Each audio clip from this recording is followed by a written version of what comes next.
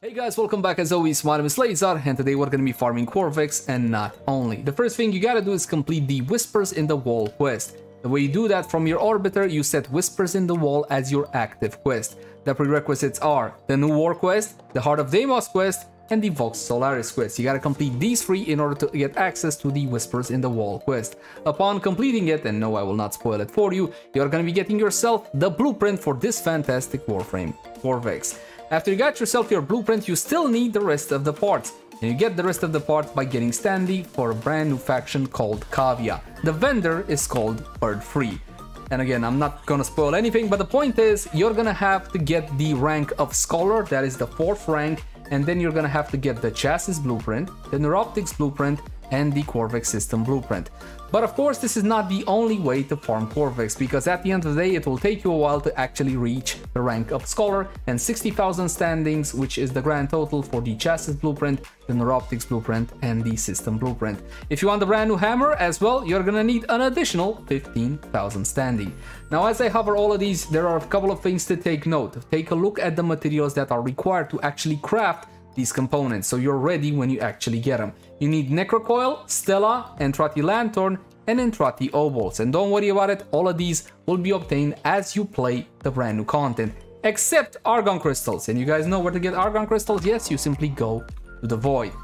Now, let's say you're a bit more impatient and you don't want to buy it with plat. You have the options of doing bounties in the brand new hub, Sanctum and Atomica. Visit Fibonacci. Fibonacci is a talking fish, and the talking fish has Kavia standing, and he also has the bounties. Again, you're gonna have to reach rank 4, especially if you want to get one additional Qorvex to feed him into the helmet. The pillar is the ability that he gives the helmet system.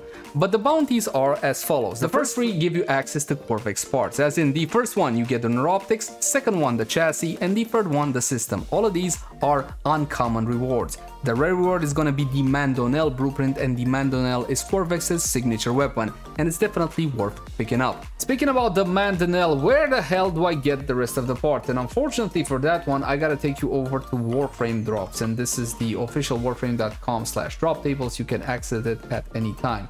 You're gonna need yourself the stock, the battle, and the receiver. As you can see, the drop chances are 15%, 15%, and 17.5%. The stock, you're gonna be getting it from rotation B, 17.5% chance to drop. The battle and the receiver, 15% from rotation C. We're talking about survival over on Deimos. This is called Presto. It's not the only place you can get it, however. You can also get it from Alchemy. And again, 17.5 rotation B, and 16% a pop on rotation C. So technically, this will give you better chance to drop. You should go for Alchemy, especially if you enjoy that kind of game mode more. You can also get it from Mirror Defense as well. We're talking about Munio, and again, rotation B with a 17.5. The battle and the stock, 15% a pop. Again, defense over on Munio. So this is where you get yourself the parts for the Mandonel. Now, there's one more thing that you should be aware of. You see, it needs this part here, the Echo Voca. You get the Vocas by simply doing the bounties. The Bellow Voca, Shrill Voca, and of course the Echo Voca as well. However, you can also get them in the same way you would get Void Plumes doing Zariman missions. So essentially, they're gonna be scattered around these bounties as well. So make sure you pick them up as many as you can for crafting. Now, not all of these will probably be familiar to you. The second one is simply a survival, and you shouldn't have any issues with this one. You played something like this in the Zariman 10.0 before. The first one is Alchemy, and let me walk you through it so you know exactly what you need to do. First thing you gotta do is get to your first Crucible, and the Crucible will be marked with a yellow icon on the map. A Crucible looks like this. So essentially, it's a combination of elements. What do we get if we combine heat together with electricity? That is right, my friends, radiation. So when we kill enemies around the Crucible, on the ground you'll see these vials filled with elements. See, this one is with heat. If I pick this one up, obviously now I'm gonna have to fill up the heat vial like so. Boom, fantastic. In the left part of the screen, you will see what's the percentage of both of them being filled up. You can pick up other elements like coal, for example, and try to throw them in, but of course that will not work. Simply pick up the vials that are indicated in your Crucible. So what do I need? Heat with electricity. That's the only two I will be throwing. And if you're wondering, dude, do I need to kill it with that specific element in order for that element to drop? No, just kill it with whatever. Once both of the vials have been filled to 100%, it starts spinning and you will see it's building pressure on the left side of the screen. You have seen this mechanic before in Warframe. Our goal is to keep that mixer in the optimal level of pressure, and you do that by using these things right here. These are called valves, and as soon as the pressure gets too high, you shoot a valve to keep it as much as you can in the optimal pressure range. Like for example, 60 something, and right about now, I'm gonna shoot it. Release some pressure and it's still in the optimal range. After this gets to 100%, you're gonna have to fight a very interesting enemy, and the enemy will take your form or whoever touches the book first, and you'll see exactly what I mean. We need to defeat the Mocking or Scathing Whisper. And if you have a look over here, you'll find the Whisper. You simply unbind it like so, and because I was the one that unbind it, it's gonna be taking my Warframe's form, and then we're gonna have to fight it. That is my Operashu. We're gonna have to shoot it in the face.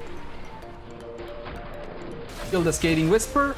Now you'll see the Scathing Whisper has a green bar, a greenish bar underneath its health pool. Basically, you gotta kill the book page, this thing, before it recharges its green bar. Because if it does, then basically it comes back to life. If you do destroy the book page, then you're done and you can extract.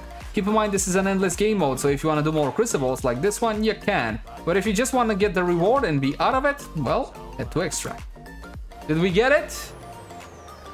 Nope, no Qorvex part, but we did get one melee fortification and one Entrati lantern, 6 stella, a bunch of ovals, and some necrocoil as well, all of these being useful. The second one is a survival, nothing you haven't seen before, especially if you played through the Angels of Zaraman expansion. And the final one, well, this one is a mirror defense, which again you should have seen before, especially if you played the Citrine update. But this one is a bit more newer than the rest, so let's just go through it really quickly. This is your defense point, and you defend it. And there's Warframe glyphs around. These are Warframe glyphs. If you pick up 50 of them, you're gonna get a boost to your defense point. You need to do this twice because it's a mirror defense, one for this one and one for the next one, and that's all there is to the mission. One thing that you should know about this specific mission, however, this specific mirror defense, this is where you get yourself those fantastic tome mods. So tome mods are available to earn via rotation C of the mirror defense node on Deimos, Munio, aka this one. So if you want yourself some fantastic tome mods, well, have fun with rotation C. So this is how it looks when you pick up 50 Warframe glyphs. You see the defense point essentially gets about, I don't know, what is that, 8?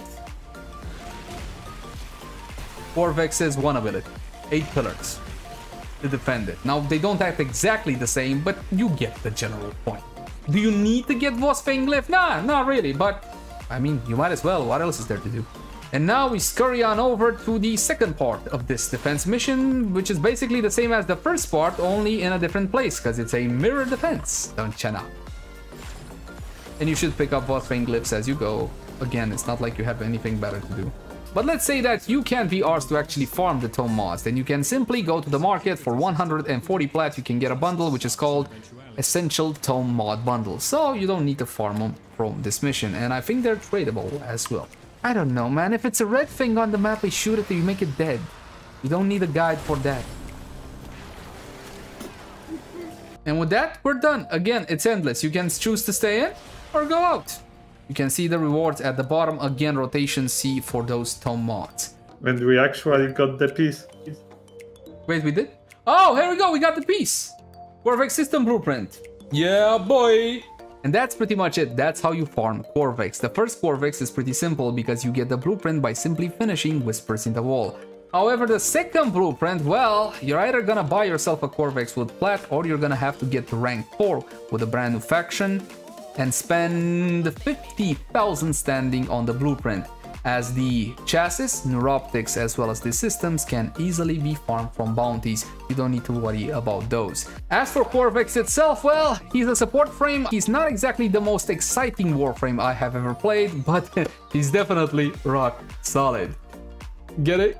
Because he's like... I'm sorry. I'll see you guys next time. Subscribe for more, especially if you enjoy this kind of content. Bye, guys.